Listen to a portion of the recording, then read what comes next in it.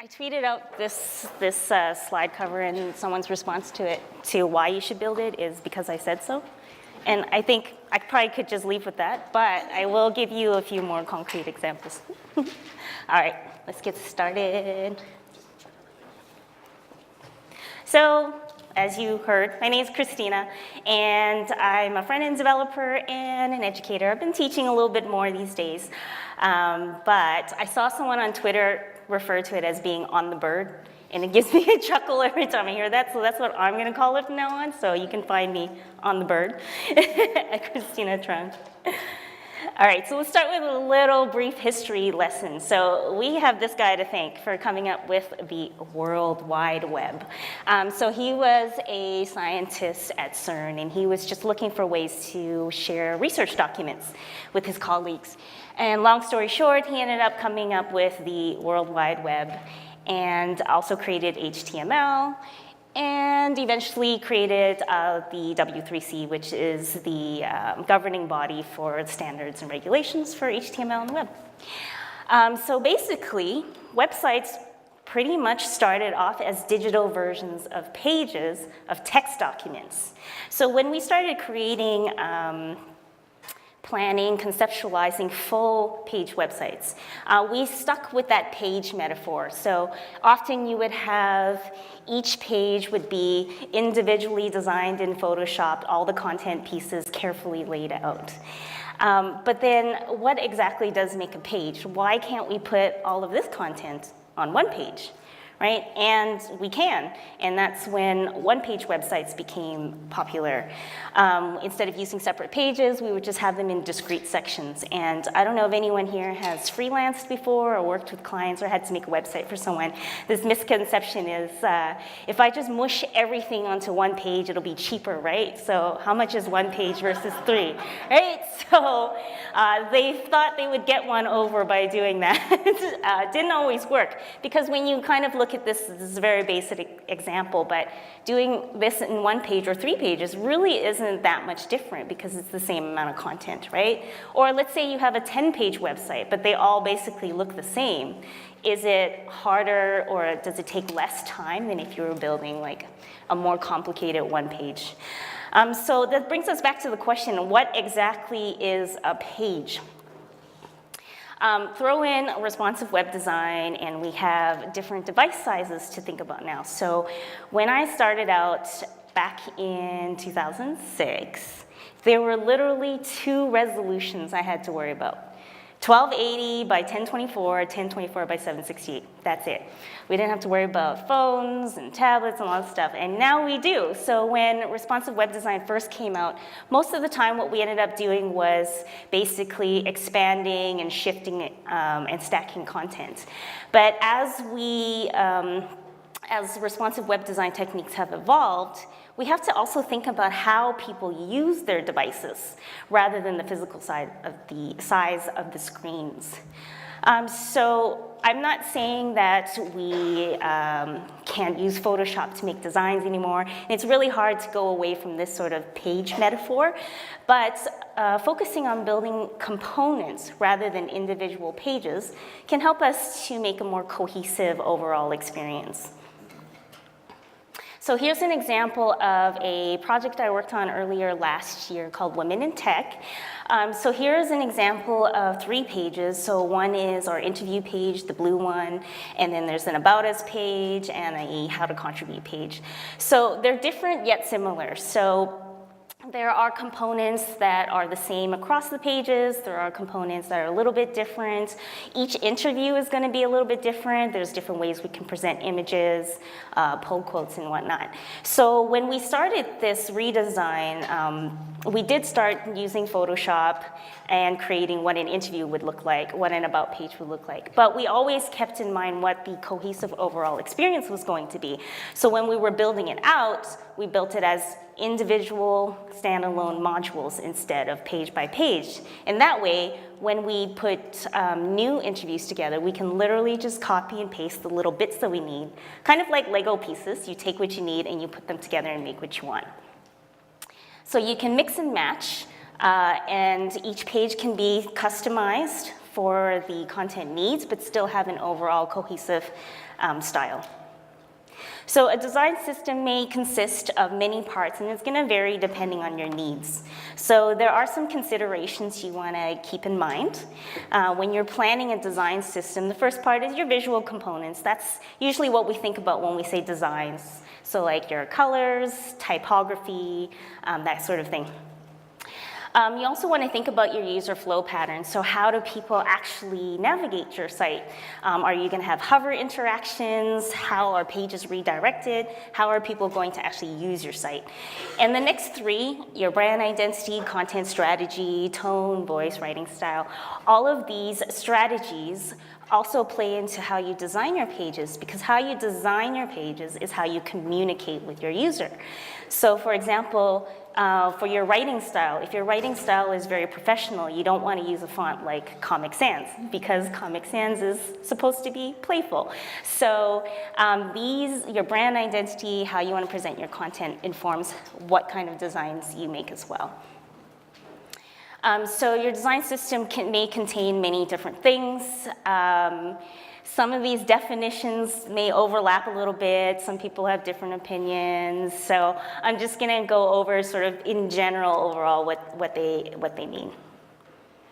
So style tiles was, this concept was created by Samantha Warren, and they're basically just a collection of interface elements like fonts and colors to help convey the overall design language, the look and feel. So as you can see in the quote, what she meant when she created this concept was for when a mood board is too general, but a full-on comp is too literal. So the idea is, think of it as an interior designer. You would probably pick out paint chips and color swatches before they go and build out complete pages. So that's really the purpose of style tiles. And the advantage of doing this is that you can get the clients to agree on just the color scheme, overall look and feel before you put the time and energy into building full out designs. Libraries and frameworks. So some of the definitions for these may vary a little bit, but basically they're a collection of standardized patterns. So you would put this together after your designs have been finalized, everything's agreed on. This is sort of that one reference of what the final designs are going to look like. And they also document how to use them, what they're used for. They have the code snippets, they have examples. So this is the place where you have all your production ready, HTML, CSS, JavaScript, and anytime you make a change to the design system, you want to make sure you update this and keep everything cohesive. So some advantages of having a framework or a library is everything is literally documented. So this example is from MailChimp's pattern library. So you can see that they have pretty much everything that you need to make a page, whether it's their grid system, what typography to use, error messages. And so the advantage for this is designers and developers have to work together now. So you can't have one person go rogue and just throw in an extra button, because you'll be able to see if there's one thing that's a little bit different. So every decision you make now affects the entire team, affects the entire design system. So it fosters better communication among developers and designers. And it also helps developers that don't specialize in front end. So if a back-end developer needs something to be done, they may not necessarily need a front-end developer to create a page for them. They can just literally copy and paste what they need, put it together, and then put in their own stuff afterwards. So they're basically a toolkit. Everything is pre-assembled and tested.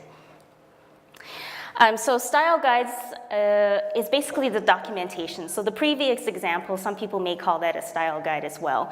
But you can actually have style guides for pretty much anything. So it doesn't have to be just for the design and the code. Here's a style guide for writing, voice and tone. Here is Twitter's style guide for how to use their logo. And you can even have a style guide just to how to literally write the code. This is where you have to settle those debates, tabs, spaces, lowercase, uppercase, all that stuff. So most of the stuff I'm going to be talking about for the rest of the talk is about CSS, but you can really apply these principles to pretty much any programming language. But basically, a design system should include everything that makes up your product. So it's going to be maybe a little bit different per project. So when you're creating a design system, you want to take the inventory of the design. So here's an example from Mina Markham's talk about working on Hillary Clinton's campaign website. So she literally physically took inventory and cut out the pieces. But basically, the idea is to find all the little different pieces of your design and find the things that match, that should be grouped together. And if there are any inconsistencies, fix them. So do you really need 3 shades of gray that are almost the same? So you can find those types of inconsistencies and fix them. And then next you want to define and establish rules. So this could be any kind of rules, whatever you think your team may need, talk about them, agree on something, and move on to the next step. So I have less than 5 minutes left, so I might be going through this a little bit quick, but don't worry, I'll be sharing the slides. So the next thing is to create a library or a framework. So you want to make sure you add all those pieces that we were looking at in some of the earlier examples, like your color palette, your typography, icons, anything that your system needs. And don't forget to document it. If you don't document it, all it is just a collection of pretty designs. So the documentation actually tells you how to use it, why you made those decisions, and provides any additional information like code snippets. So when you're ready to write the CSS, don't just write it, create an entire architecture. So some goals you want to keep in mind is make it easy to understand. So using class names that describe what it does makes it easier for someone who's just starting the project to come in and understand. So what if I call something red box, and let's say we decide to change the error message to orange, red box for an orange error message doesn't really make sense anymore, right? But it's still an error message. So think about that. Make it scalable and flexible. So in the first example, this class will only work if it's in a div. What if you change your div to a section? It doesn't work anymore. So think about those things when you're writing your CSS. And make it reusable. So the first example, you can only use this button if it's in a section element. The bottom one, you could use it anywhere. So only be as specific as you need. And think about how you organize your code. So again, this can apply to pretty much any programming language. So group stuff in related chunks and in a way that is easy to read.